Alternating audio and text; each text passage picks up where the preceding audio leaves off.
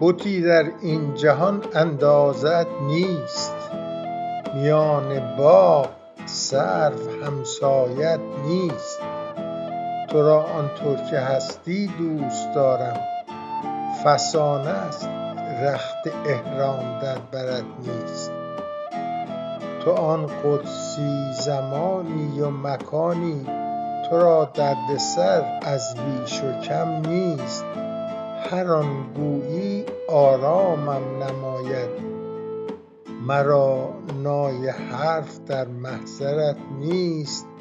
رقیبان مال و ثروت دوست دارند، به خود گویم جز او کوکبی و اخترت